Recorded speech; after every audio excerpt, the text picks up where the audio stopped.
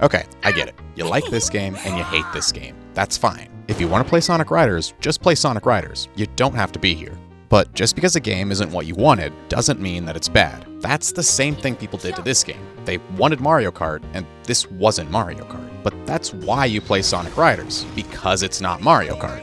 Which is why people play Zero Gravity, because it's not Sonic Riders. Just because some people are stupid enough to call it a sequel, and other people are stupid enough to believe them, doesn't mean you have to be stupid enough to think they're right. This isn't Metroid Prime 4, and this isn't Banjo-Kazooie 3. They aren't sequels, they're subtitles. But even if they were sequels, that doesn't mean the gameplay has to stay the same. And just because it's a spin-off, doesn't mean the spin-off has to stay the same either. I'm not saying you have to like the changes, I'm just saying it's not the only game to have changes.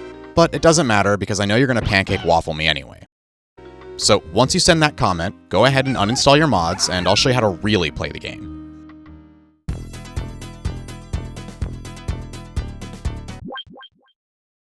Now, if you've already started a race, you've gone too far.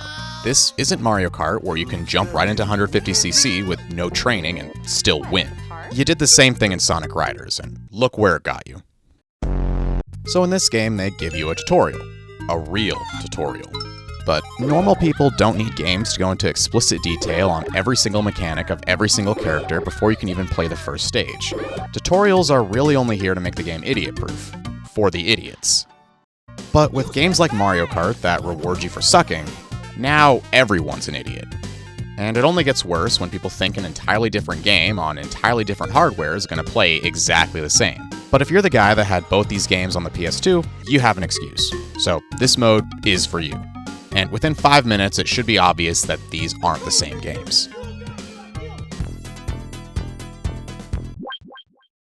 So take a drink if a Sonic fan has ever told you that Zero Gravity is a simple game. Yeah, you have to time your jump instead of holding it down and releasing it, but is it really that complicated to let go of one button and shake the control stick? I know you can push forward to go forward and pull back to pull back, but you're literally just pressing the direction that you want to go. If you really think this is complicated, you're probably the reason they print instructions on hand wipes.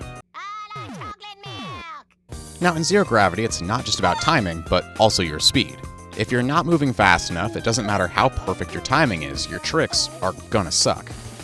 The game also keeps track of which tricks you've already used, so if you keep spamming the same tricks over and over again, your tricks are gonna suck. To do different tricks, you need to hold a direction before jumping off the ramp. So to avoid getting stale, start with one direction, then in the next jump do a different one, then a different one, then a different one.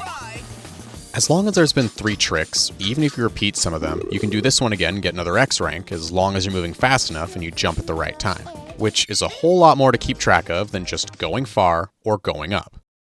Especially when you're in the middle of a race. So when you see these things, not only do they usually lead to shortcuts, but you're supposed to use them to reset your trick history too.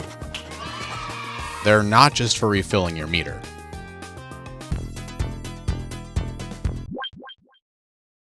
I know with 2 very different games having 2 very different meters, it's still hard to tell them apart. But this isn't just a simplified air meter, and there's actually a lot more to it. Obviously, the better tricks you do, the more you can fill up your gravity gauge. But when it comes to the shortcuts, some of them require really good jumps, but for the rest, it doesn't matter which direction you go. You can't reach this stuff without turning off gravity. Sonic fans say that this just replaced drifting and that it's really slow. But it's obviously not just for drifting, and it's only slow if you are. Even though Mario Kart has trained you to drift through every turn, this doesn't say Mario Kart, so you don't need to drift through every turn. There's a brake button if you need it, but you can also just take wider turns. Now, not every alternate path is going to be labeled, but as long as you're not a brainless NPC, when you want to go somewhere, figure it out. This meter was for how much air you had in your hoverboard, so when you run out, your hoverboard can't hover anymore. But if you wanted to risk it, you could trade air from here and push it out behind you. The air meter is a really simple concept, and this isn't an air meter. These are gravity points. You use them to control gravity, not your vehicle, which means running out doesn't do anything. It just means you have gravity again.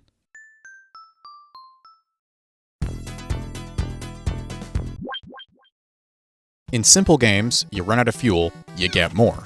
But because this isn't a simple game, and this isn't fuel, you can't push out gravity points for a boost.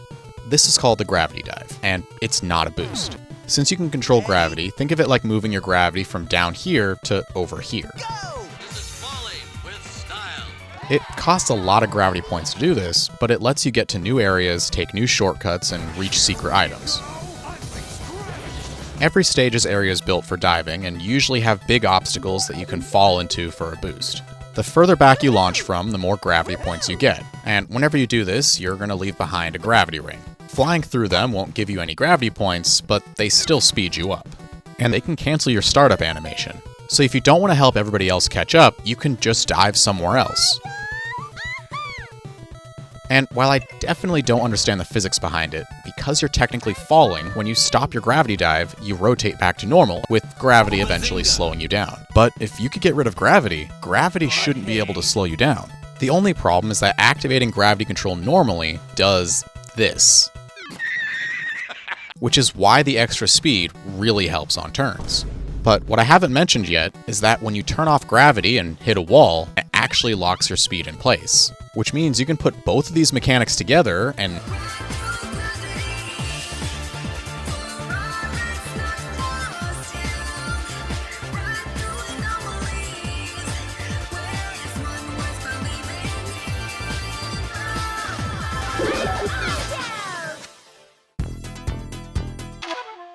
Hi, I'm the husband. in Sonic Riders, the character you pick determines which shortcuts you can take. There's 3 types of characters and 3 types of shortcuts, but the vehicle you pick can add on to that. So now a flying character can grind on rails too, or a character that can't punch stuff can punch stuff now. Sure, Sonic Riders is deeper than Mario Kart, but my toilet is deeper than Mario Kart. So there's no more double typing, but this doesn't mean Zero Gravity is a simple game, and it actually means the exact opposite. Because any character can take any shortcut as long as they can ride the right vehicle. But since you only get one type of shortcut, you really have to know the stages and think about what you're choosing instead of just going for the best general type coverage. And even when you do choose the right gear for the right shortcuts, you still can't always take them right away. Because there are 6 types of vehicles in Zero Gravity, and each of them do something different. The most common type is boards, because this is almost every character's default gear. And with enough rings, they can usually change into another type. Which means you also unlock the shortcuts of that type. In this game, upgrades are just linear, and it always turn into a race for the 100 ring box. But in Zero Gravity, not every vehicle has the same upgrades, and not every upgrade costs the same amount of rings. Most people just assume they need to spend their rings in order. But if this is the gear part you actually want, you don't have to waste your rings on this one. Which is why the 100 ring box isn't as useful anymore. Because if you just rush out and grab it, the only gear part you can buy now is this one. Which means you still have to collect rings to get the thing you actually wanted in the first place. And since you usually can't carry more than 100 rings at a time, anything you collected before getting 100 rings is now just gone. Number 44. There's so much more depth to this game than there ever was in Sonic Riders, and this should have been obvious all along if you actually played the game. You shouldn't need big bold letters to tell you the obvious. Yeah, they're not the same game. This tutorial sucks, but this one's even worse. So I'm sorry you have to play the game to learn the game. But if you could do that just fine for Sonic Riders, there's really only one thing stopping you from doing that in Zero Gravity.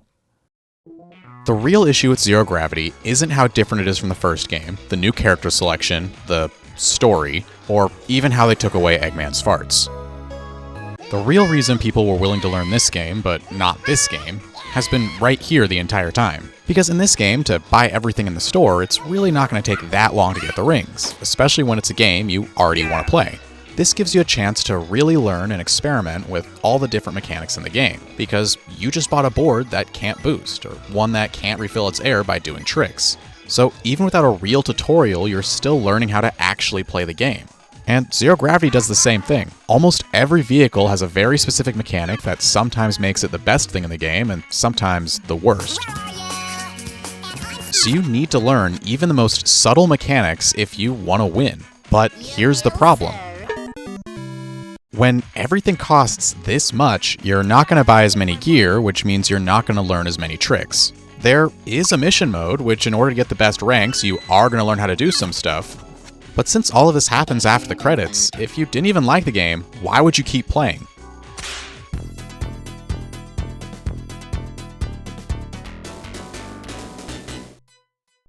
Sonic fans only say this game is complex because they want you to believe that this game is simple.